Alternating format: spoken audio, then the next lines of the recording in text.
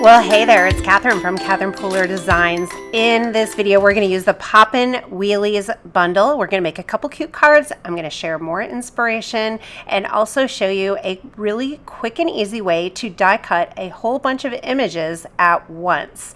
I love to have a lot of stamped and die cut images on hand for card making, and that way when I create a background or need a quick card, I can just grab one of my images like these cute little critters. I love the bunny skipping rope, the turtle blowing bubbles, the little mouse with the hula hoop, and then the skunk and the fox. You can put them on the teeter-totter from the Recess stamp set, or you can have them holding the little cans. It's like the telephone game. What a great throwback, right? We also have the Poppin Wheelies background stamp, the Yippee word die, and the Daisy Duke stencil. So these are all part of a bundle, and when you purchase our bundles, you get a little discount, and you also are sure to get products that are made to work together. So you can see how the School's Out stamp set animals work with the Recess stamp set dies. We have the teeter-totter and the hopscotch. And then here are a few cards from our brand ambassador card makers using this collection. So many great inspirational projects. If you want to refer back to this when you get your goodies in the mail, you can use these ideas as springboards for your card making. I love that turtle in black and white with the colored bubbles. Oh, that is just adorable. So these products are perfect for clean and simple stamping or creating a whole scene on your card. When you get your dies, you want to take a pair of jewelry snips and snip all the nested pieces apart. I like to, as much as possible, keep the images that are not nested. I like to keep them attached. It helps me not lose them as easily, but sometimes you have to snip them apart just depending on how you craft. Sometimes I die cut a bunch of images and then stamp onto the die cut, and sometimes I stamp and then die cut them. This video, we're going to look at a really quick and easy way to stamp and then die cut a whole bunch of these images at once, and then you have them on hand to color in as you need to. So taking the whole set of dies with the nested ones cut out, I created basically a template. So I ran a piece of white cardstock through my Big Shot with all of the dies, and then I'm taking that mask or template and I'm lining each of these stamp images up inside the negative die cut.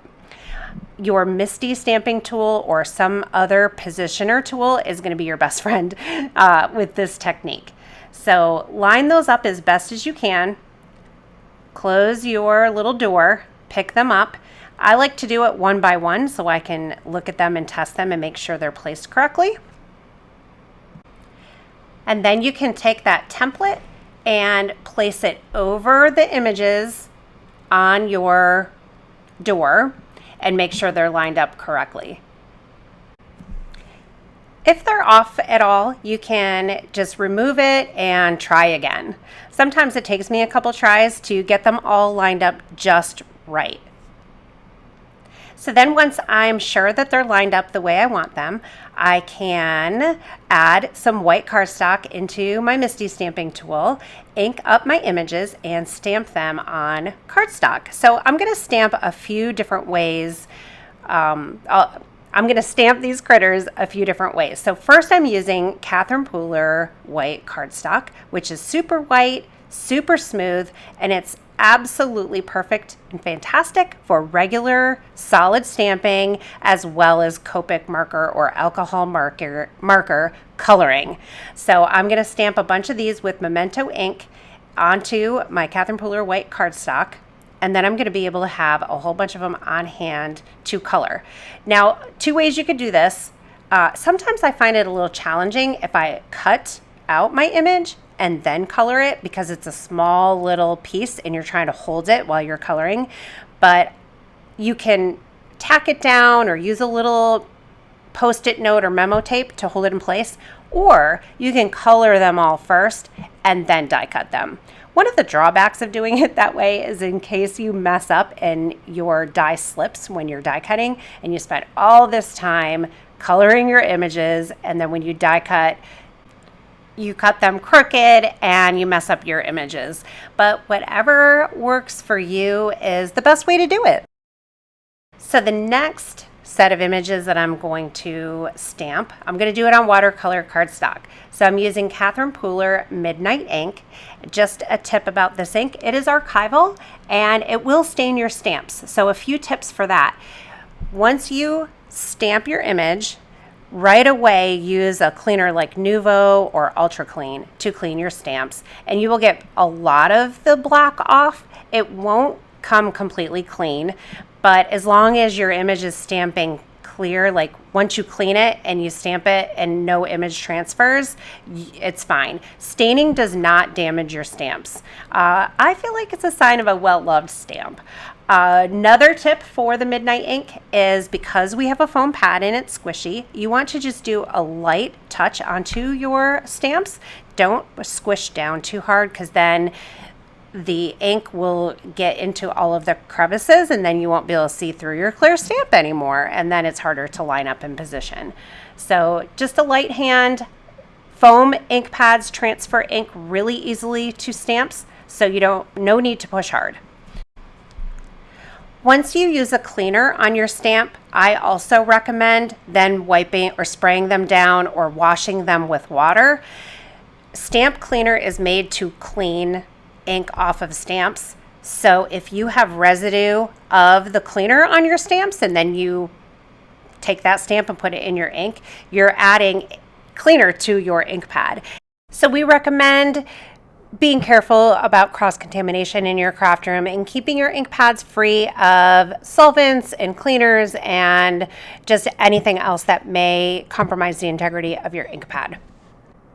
Now, before we get to the die cutting magic and the whole reason behind this video, let's do a little coloring.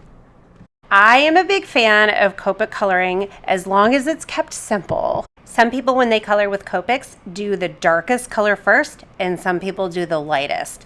Usually, I do the lightest color first. You can take your lightest color and either just do along the edges, or you can fill in the whole image if you'd like. I also really love taking the tip of my lighter color and touching it to the tip of the darker color, and then blending that color out of the marker onto the cardstock. I think that is a beautiful, simple, easy way to get great shading with Copic markers and other alcohol markers. I will link all of the colors that I used here in the description on YouTube so that you can see all of the different colors that I used, and it'll be linked to the shop so you can purchase them there. We have a great selection of Copic markers, and they are my most used Copic markers, the ones that we carry in the shop. If you want to coordinate Copic marker colors to Catherine Pooler ink colors, I have a whole video that I did on this, and I'll link it in the description below. It shows you how to figure out which colors are going to coordinate. So hopefully that's helpful to you. Coloring in this turtle, isn't he adorable? He just brings a huge smile to my face. I think my favorite part of the turtle is the bubbles. So coloring them in with a little bit of red violet, a little yellow, and a little blue green, a little bit of aqua there, gives them that kind of iridescent or I don't know, bubbly look. How cute is that? So here is that little turtle on a card that I created on a live stream recently with that Yippee and then the Poppin Wheelies background stamp. So cute. And then we're going to color in the mouse using ink pads and watercolor cardstock. So the reason I'm using watercolor cardstock on this one is because some of these images are a little bit larger. If I had stamped these images on Catherine Pooler white cardstock or any other white regular cardstock for that matter, and then you use blender pens with it, once you go over the same spot too many times, your cardstock will start to pill up. So if you use watercolor cardstock, you're going to have really great results. You can go over that image in the same spot multiple times without disintegrating the paper, because it's a watercolor cardstock. It was made to take a lot of water. So that gives you so much room for blending, and it's just really easy. Sometimes I forget and I stamp my image on white cardstock, and then I want to use blender pens, and I'm like, oh, well, you are not familiar with blender pens. They are basically a clear marker. So I took my Slate ink pad, I dabbed it onto a clean acrylic block, dab a little edge onto a block or any slick, clean surface, and then pick up color with your blender pen.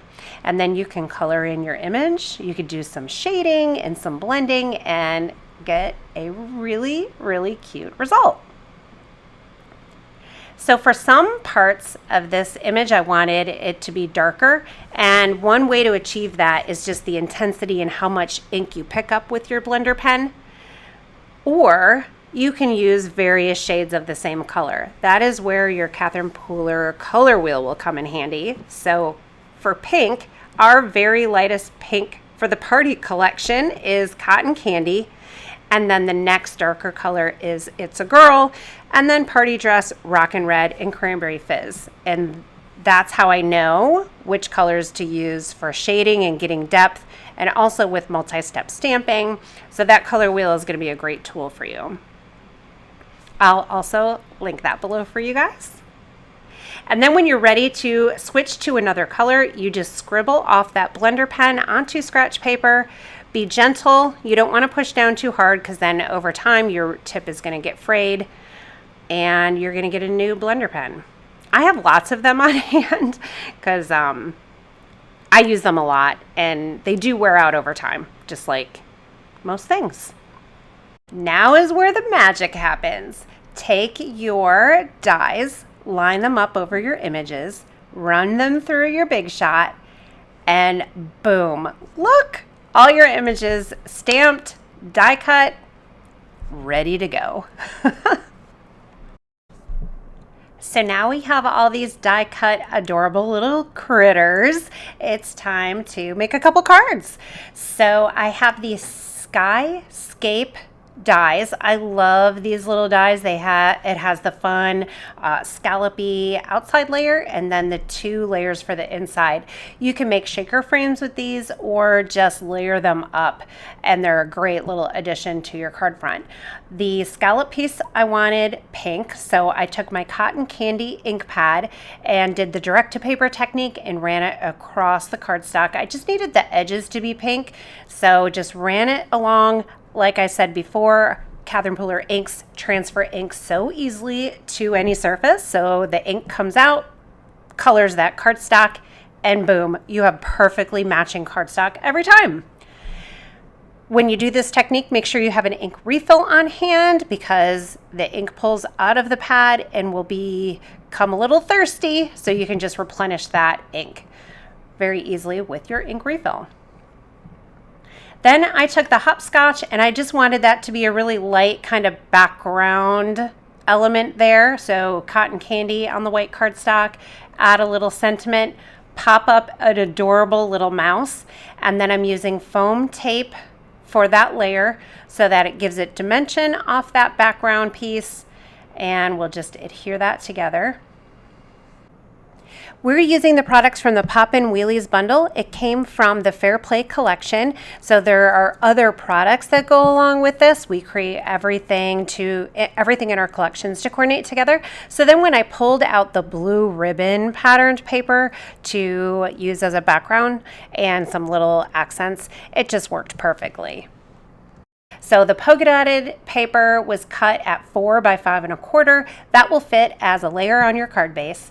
And then a couple little coordinating flags. One is in Lime Ricky, the other one is in Rockin' Red and Cotton Candy. So all that color is going to coordinate perfectly for you. We call that color made easy. All you have to do is pick your paper, grab the sequins that coordinate, grab your ink pads, and you're good to go. And then I wanted to add a little heart, so I grabbed our Stitch Hearts dies. I think I'm using the smallest heart there, and just pressing that onto the Rockin' Red to make a little red heart, and I thought it accented the little flags just perfectly. I'm going to add a couple sequins to finish this card off. I'm using my little jewel picker, which is kind of tacky on the end, and it's really great for picking up those sequins and adding them to your card. I added one kind of tucked right next to the mouse. I always love to do that, like on a popped up die cut, just tuck a little sequin partly under the image. I just think that's adorable. If you'd like even more project ideas, link is below in the description on YouTube. I have a project guide download teaching you step by step how to make these 4 cards. So super easy. Grab Poppin Wheelies bundle, grab your project guide download, use this video for reference, and create some super fun summer cards for friends and family. Thank you so much for watching today. Be sure to subscribe, like, and share. It helps us grow our channel, and we appreciate you so much. Hope your day is amazing. We'll see you again soon.